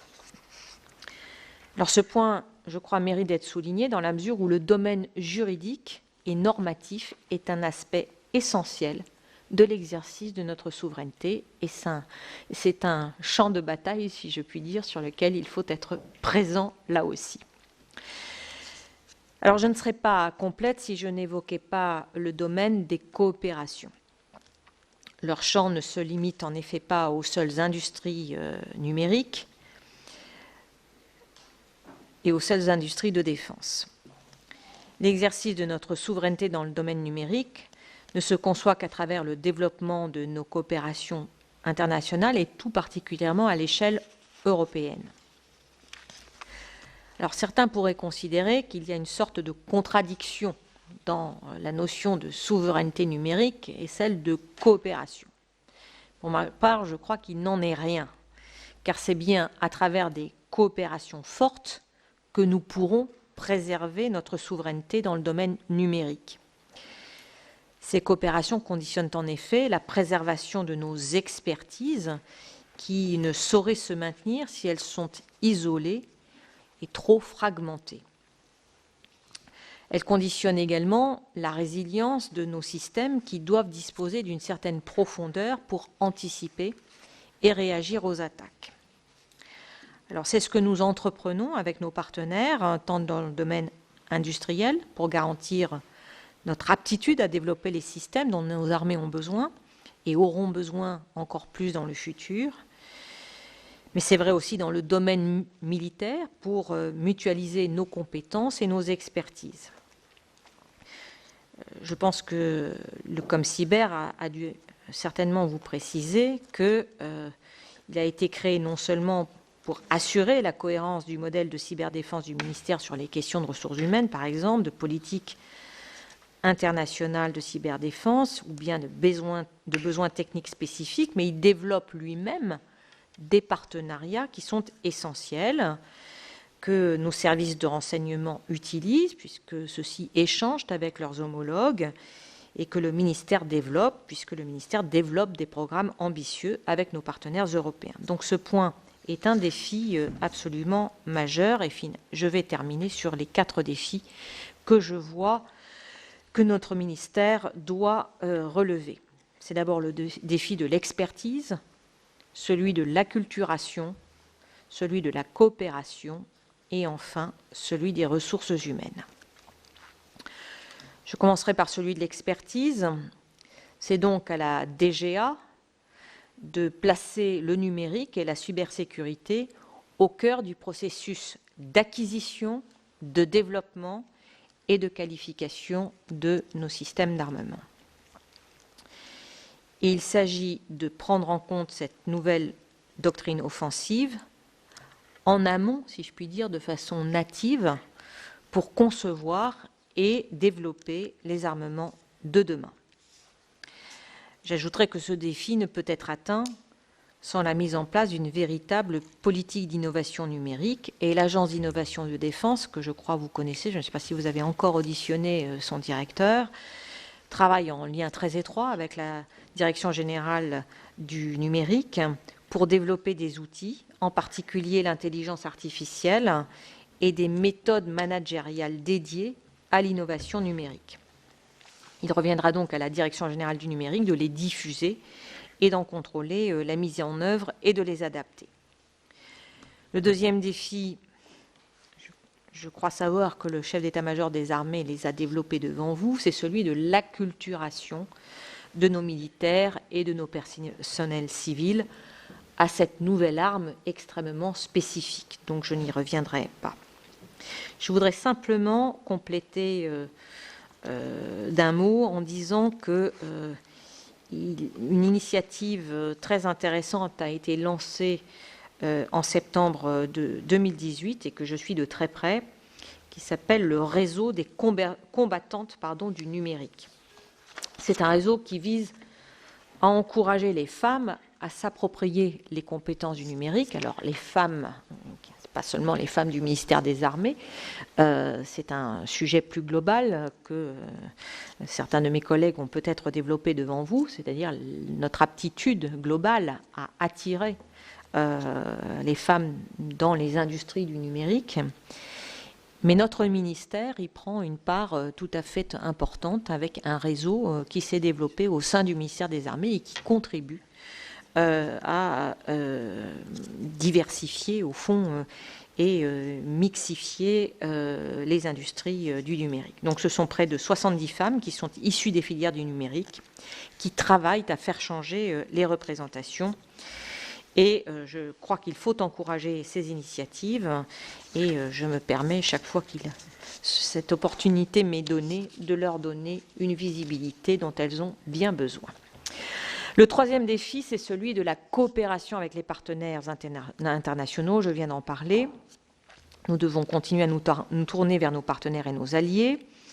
Et de la même façon que dans le désert, les océans, l'air et l'espace, nous ne pouvons laisser aux agresseurs le monopole de l'avantage d'évoluer dans un espace sans frontières. Il n'y a pas de cyberdéfense sans alliance, et il n'y a pas d'alliance sans partenaire de confiance. Aujourd'hui, toutes les attaques ont une ampleur internationale, et donc je pense à l'OTAN, qui permet des coopérations et des exercices pour notre cybersécurité. Je pense que vous êtes informés du fait que nous avons gagné un défi au mois d'avril organisé par l'OTAN dans le domaine de la cyberdéfense. Et je pense également à l'Europe. Les menaces cyber pèsent sur tous les pays de notre continent, et donc nous avons intérêt à unir nos efforts plutôt qu'à les combattre en ordre dispersé. L'union fait la force, et donc je n'imagine pas l'Europe de la défense sans un volet cyberdéfense, et de ce point de vue, la création du Fonds européen de défense, dont nous attendons beaucoup, y compris sur le plan financier, devrait être un premier pas, y compris dans le domaine du cyber. Nous serons donc pleinement engagés dans la promotion d'initiatives en matière de cyberdéfense à l'échelle européenne, mais aussi dans la création de clusters européens qui permettent d'associer dans un même pôle des chercheurs, des industriels et des entrepreneurs. Enfin, il y a une question très sensible qui est celle des composants. Alors, j'ai dit tout à l'heure que ce n'était pas le seul apanage du ministère des Armées que de se préoccuper de notre souveraineté en matière de composants. Il nous revient néanmoins de fiabiliser nos filières d'approvisionnement et de le faire en lien avec les acteurs civils et là encore de le faire au niveau européen. Alors nous avons identifié des partenaires de confiance. Nous avons en particulier identifié l'Estonie, l'Espagne ou bien le Danemark comme étant des partenaires avec lesquels il est indispensable de développer la connaissance de la menace ainsi que l'entraînement, qui est notre seule façon d'élever notre aptitude à surmonter des cas éventuels de crise majeure. Et lorsque j'ai mentionné l'Estonie, vous savez tous de quelles attaques l'Estonie a été l'objet il y a quelques années, ce qui a justifié d'ailleurs de leur part une riposte et une réaction extrêmement massive. Je terminerai en quelque sorte par le plus difficile. Ce sont les ressources humaines. Nous avons une politique RH qui se veut ambitieuse, qui se veut très attractive. Alors, d'autres que moi ont mentionné certains obstacles, en particulier certaines rigidités au recrutement, le niveau des rémunérations. Moi, je voudrais au contraire insister sur les facilités nouvelles qu'un certain nombre d'outils nous sont désormais donnés à travers le projet de loi, la loi fonction publique. Il ne s'agit plus d'un projet, mais d'un texte de loi définitivement adopté. Et puis aussi vous dire que, au fond, les rémunérations, c'est probablement un sujet, mais ce n'est pas un sujet, en tout cas c'est moins un sujet lorsque l'on parle de jeunes que l'on recrute en début de carrière. Et donc, au fond, nous sommes, je crois, capables d'attirer les jeunes talents, nous sommes capables de les recruter, et la question qui se pose à nous, c'est au fond celui de les fidéliser. Et il y a une question que nous devons également nous poser, je la pose à haute voix, c'est combien de temps souhaitons-nous les fidéliser? Parce qu'il faut pouvoir sans cesse attirer de nouveaux talents et assurer, si vous me permettez cet anglicisme, un turnover ou un renouvellement permanent de ces talents. Donc, nous sommes conscients que la cyberdéfense demande des compétences de haut niveau, que ces compétences sont très rares, qu'elles sont très disputées entre différents employeurs, publics, privés, et que ce métier du combattant du numérique est un métier très récent, parce qu'il y a 15 ans, personne n'aurait envisagé la création d'une filière dans ce domaine et l'émergence d'une filière. Ça relevait de l'utopie, et pourtant cela existe bel et bien. Et donc, il nous faut nourrir cette filière. Les services, le ComCyber vous dirait sans doute mieux que moi combien il existe un appétit chez nos jeunes pour rejoindre ces différentes unités. Après tout, l'attractivité du drapeau n'est pas forcément un vain mot, mais c'est un univers extrêmement compétitif, donc il faut être vigilant, et nous savons combien c'est un défi, parce que, in fine, ce dont il faut convenir, c'est que le vivier est trop étroit. Notre système de formation ne permet pas de fournir en nombre suffisant des ingénieurs, des techniciens, des experts permettant de répondre à l'ensemble des besoins de notre pays, qu'il s'agisse de ceux du ministère des Armées ou qu'il s'agisse plus généralement de ceux de nos entreprises ou de l'État.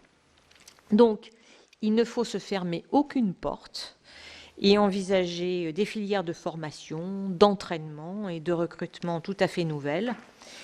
Et dans cette bataille pour l'innovation et pour notre sécurité numérique, chacun doit être mobilisé, depuis nos combattants numériques, qui sont de plus en plus nombreux, jusqu'aux étudiants de nos écoles et de nos universités, depuis les PME, jusqu'aux soldats de notre réserve cyber. Là aussi, je crois que cette réserve cyber a été mentionnée dans les auditions précédentes.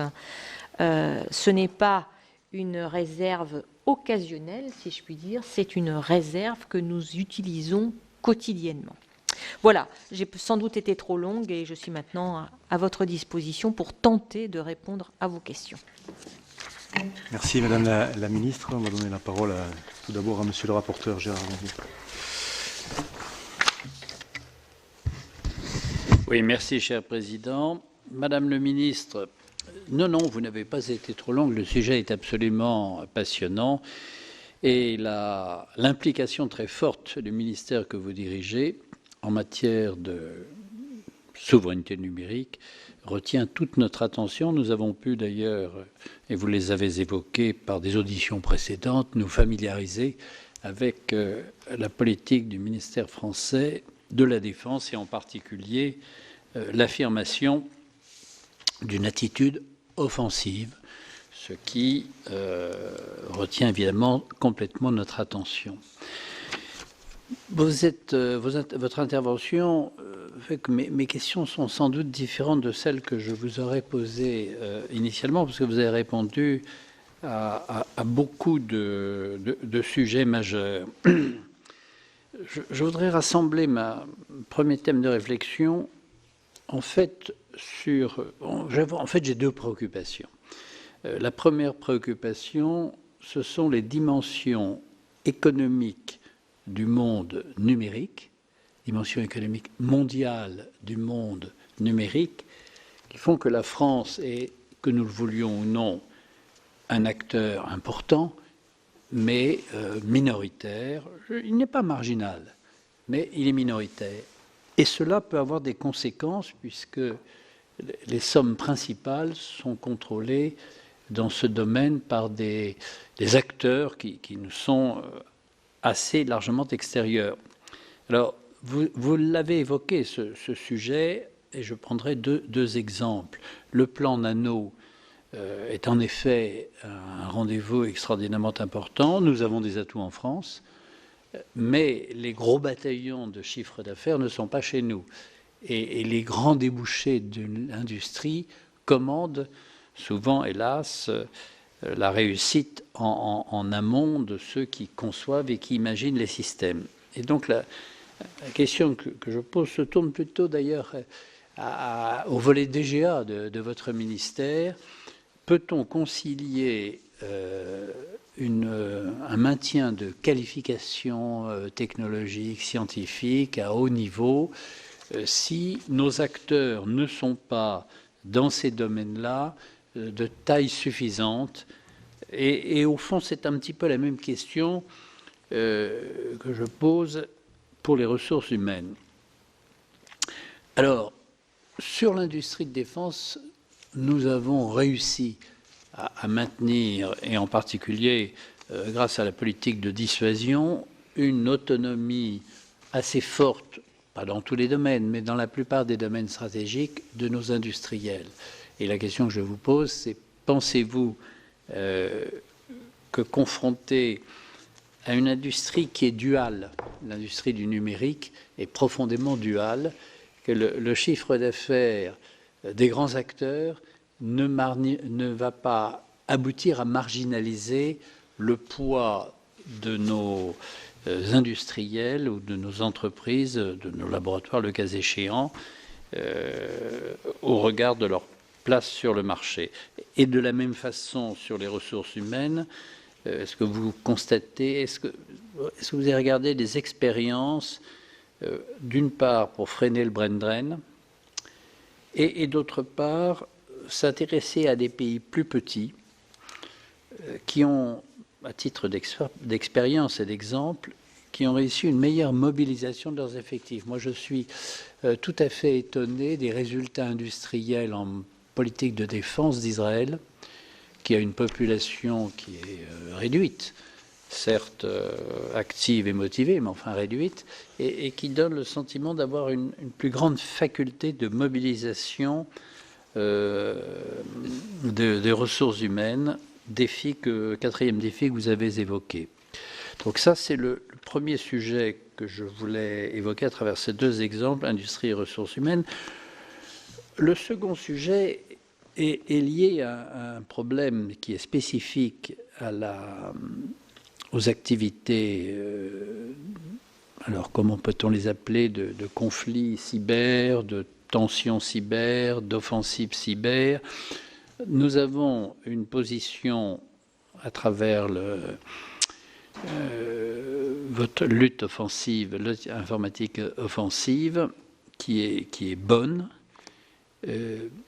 mais qui pose quand même le problème de l'identification de la menace. Et à partir du moment où la menace est difficile, d'une part, à identifier, et si il y a une convergence, comme on dit dans l'ordre judiciaire, de présomptions fortes qui aboutissent à une culpabilité vraisemblable, en matière de défense, on ne travaille pas sur le vraisemblable, il faut travailler sur l'établi. Et alors ça aboutit à un paradoxe, c'est que cette difficulté d'identification fait que nos adversaires établis se sentent protégés et que nous n'avons en réalité pas d'amis, y compris malgré la coopération. Parce que si votre voisin peut vous faire les poches, il vous fait les poches. C'est presque, pour prendre une expression un petit peu triviale, terre à terre. Et donc, je trouve que votre bataille pour une vision du droit international à imaginer est indispensable. Mais au fond, vous avez en Europe cité des partenaires, 3 pays, qui sont, pour des raisons différentes, des pays sérieux avec lesquels on peut travailler. Et vous avez écarté 3 grands pays, l'Italie, la Grande-Bretagne et l'Allemagne, qui sont des pays d'industrie de défense, qui ont un rôle en matière de défense significatif. C'est vrai de la Grande-Bretagne, ça reste vrai à des niveaux différents de l'Allemagne et de l'Italie. Et si on n'arrive pas à se mettre d'accord et à jouer un jeu à peu près transparent avec ces pays-là, ça va être difficile de faire quelque chose au plan international, parce que une guerre avec un adversaire qu'on ne parvient pas à identifier ou que l'on identifie sans pouvoir le responsabiliser pour son acte, c'est une guerre qui est difficile à conduire.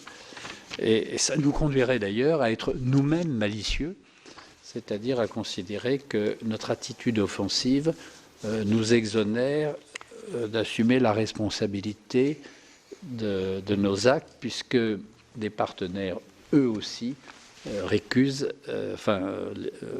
échappent à la responsabilité de leurs propres actes. Pardonnez-moi, c'est des questions qui ne sont peut-être pas très concrètes, mais qui tournent autour de ce problème majeur pour nous de la souveraineté numérique. Tant qu'il y a un territoire à défendre, c'est relativement facile. Lorsque les bornes sont franchies, elles sont franchies. On traverse le Rhin, on traverse le Rubicon, on traverse quelque chose, mais là on traverse tout le temps. Et donc, à quel moment cette fréquentation non souhaitée devient justiciable, le cas échéant, d'une réaction numérique certainement, et d'une réaction qui serait plus que numérique, qui serait politique ou militaire, la question est ouverte. Et on ne sait pas le traiter. Je vous laisse répondre, Madame la Ministre, Monsieur le rapporteur. Après, on passerait la parole à... Mais je vous en voudrais... C'est le cœur de notre commission. Alors, laissez-nous travailler un petit peu, mais en revanche, je n'aurai pas la prétention d'apporter des solutions nécessairement clés en main. D'abord, le constat que vous portez sur la dimension mondiale du défi numérique, il est évident. Et ceci passe par différents canaux. Tout d'abord, la réalité des rapports de force entre grands groupes industriels. Et là, je ne voudrais pas empiéter sur probablement ce qui sera l'un des développements que Bruno Le Maire s'apprête à faire devant votre commission, je crois, aujourd'hui même. C'est une réalité que nous ne pouvons pas éluder. Alors, ce qui ne signifie pas que nous sommes démunis dans ce domaine. Et en effet, la France, il faut s'en féliciter, a d'abord préservé, y compris dans des périodes qui ont été les périodes les plus noires, si je puis dire, de sa vie budgétaire pour le ministère des Armées, la France a préservé sa capacité d'investissement. Alors on peut regretter que certains projets n'aient pas été poursuivis ou qu'ils aient été ralentis dans leur mise en œuvre, mais si on veut bien prendre un instant le recul suffisant, on peut constater que par rapport à bien d'autres de nos partenaires, nous sommes un des rares pays en Europe à avoir soutenu notre effort en matière d'investissement de défense. Par ailleurs, vous l'avez mentionné, monsieur le rapporteur, je crois que la présence et la préservation de la dissuasion nucléaire a été, un aiguillon puissant pour maintenir et faire progresser un certain nombre de capacités.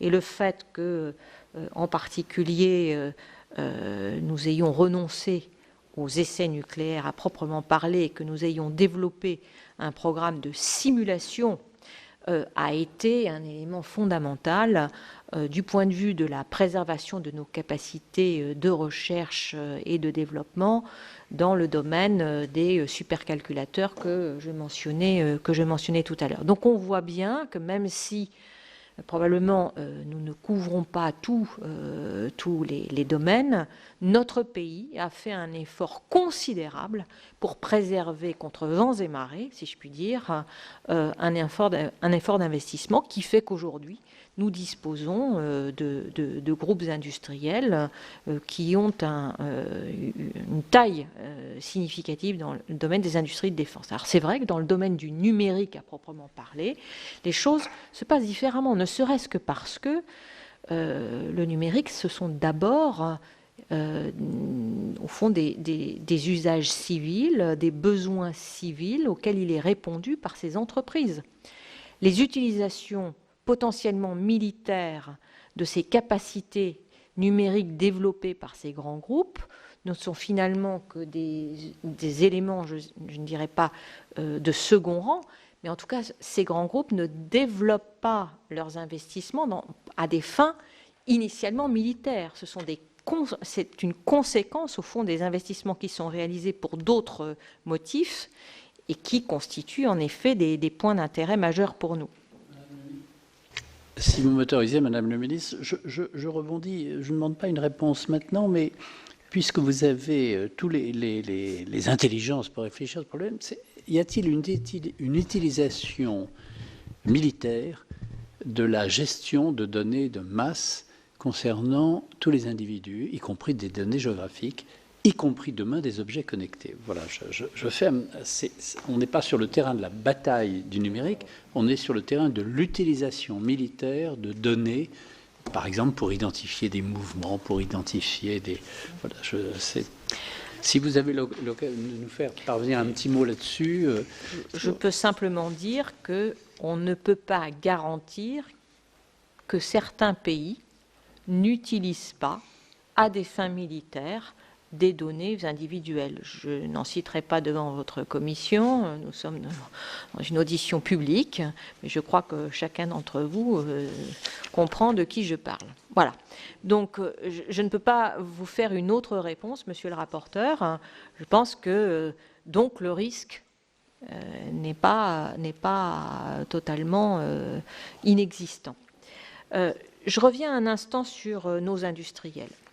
Donc, j'ai parlé de ceux qui sont en charge de nos capacités de calcul, j'ai parlé de nos industriels de défense. Je voudrais citer le rôle très important que joue le groupe Thales pour notre souveraineté numérique. Et de ce point de vue, je crois que le mouvement stratégique réalisé par celui-ci récemment, par une acquisition majeure, vient à l'appui de mon propos. Et puis, nous avons également des opérateurs de télécommunications. Un groupe comme Orange, par les investissements qu'il réalise, doit aussi y contribuer. Ce que je vais dire maintenant va peut-être renforcer votre questionnement plutôt que être considéré comme une réponse, mais je pense que c'est utile que j'évoque cette question. Le combat de demain, le combat militaire de demain, sera de plus en plus connecté. Le fait que aujourd'hui nos équipements militaires soient, comme je l'ai indiqué, de plus en plus faits de capteurs et de logiciels est une réalité, certes, mais qui va être multipliée par des facteurs 10, 20, 50 ou 100 à l'avenir. Et lorsque je considère un programme tel que le programme Scorpion, qui est un programme d'équipement terrestre de nouvelle génération, au fond, ce que nous préparons, c'est un programme d'équipement de véhicules, alors plus ou moins blindés, plus ou moins lourds, mais sa caractéristique essentielle ne se situe pas, si je puis dire, seulement dans son blindage et sa capacité de maniabilité physique. Elle se situe dans sa capacité à transmettre des flux de données en temps réel avec un nombre croissant d'autres équipements avec lesquels il interagit ou il interagira. Et ceci dans des versions qui ne cesseront d'être renouvelées comme on rafraîchit régulièrement ces applications sur un smartphone. Donc on voit bien que notre capacité à préserver, d'abord à être capable d'introduire, je dirais, nativement dans ces équipements du futur proche ou du futur plus éloigné, si je mentionne le système de combat aérien du futur sur lequel nous engageons des études, cette capacité à pouvoir intégrer d'entrée de jeu par construction cet échange de données avec le monde extérieur, c'est-à-dire d'autres véhicules, d'autres partenaires avec lesquels il va falloir être totalement interopérable, c'est ça le défi technologique pour nos armées demain. Donc, non seulement il faut savoir concevoir des matériels qui volent, qui naviguent, qui roulent, qui sont furtifs, qui sont rapides, mais il faut aussi, et peut-être surtout, être capable de ménager cette connectivité et de la ménager en toute sécurité, c'est-à-dire en la protégeant des interactions de l'extérieur. Donc, je ne réponds pas à votre question qui est de savoir est-ce que nous sommes correctement dimensionnés. Ce que je peux dire, c'est que nous mobilisons l'ensemble des moyens qui sont à notre disposition, qu'il s'agisse de politiques qui se situent en dehors de notre ministère ou interministériel. Encore une fois, sur le plan nano, Bruno Le Maire vous en parlera plus doctement que moi, ou qu'il s'agisse des moyens qui sont propres au ministère des Armées. Et je crois que la loi de programmation militaire a clairement mis la priorité sur 2 axes, le renseignement et le cyber. Donc après, on peut discuter naturellement de l'ampleur de l'effort qui est consenti, de ses modalités. Enfin, je veux dire, le débat est libre, mais il n'y a aucune naïveté de notre part. Nous sommes parfaitement conscients que c'est totalement majeur. Je reviens un instant sur cette question du défi des ressources humaines, puisque vous avez parlé du brain drain.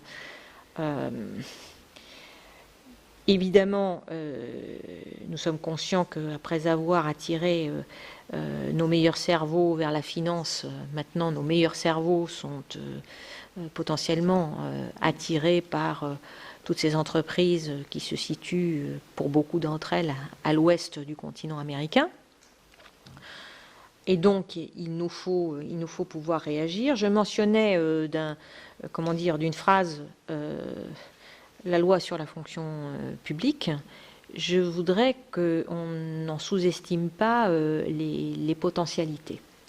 Je pense que vous avez examiné dans le détail ce texte qui permet des mesures d'assouplissement considérables en termes de recrutement de contractuels,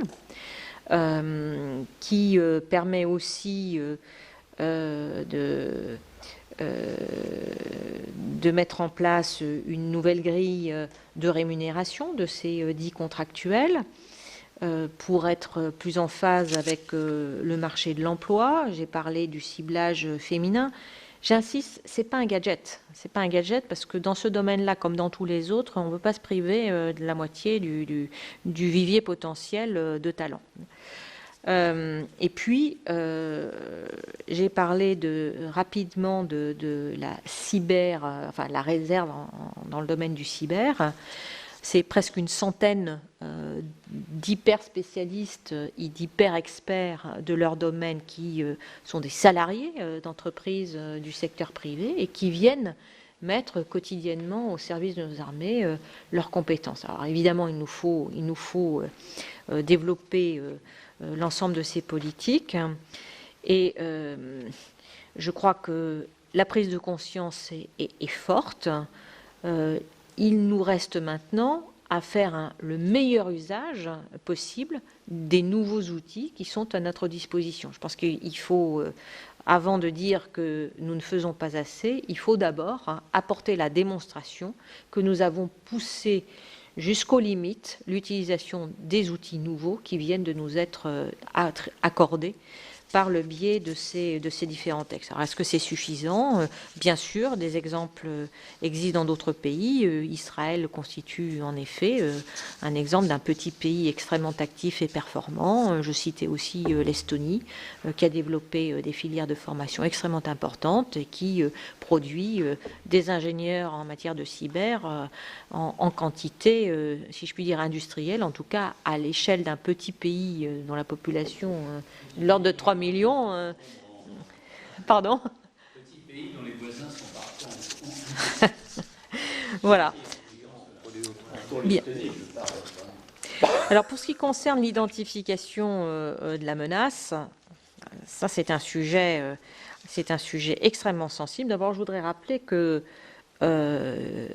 c'est un domaine dans lequel nous souhaitons exercer notre souveraineté jusqu'au bout. Autrement dit, nous ne souhaitons pas que d'autres que nous procèdent à des dénonciations. Autrement dit, nous considérons que ce n'est pas aux organisations multilatérales, au nom de la France, de contribuer à dénoncer tel ou tel, parce que cela doit rester une décision souveraine du chef de l'État de pouvoir dire ou de ne pas dire si telle ou telle attaque a été, une fois que l'identification a été réalisée de façon certaine, réalisée.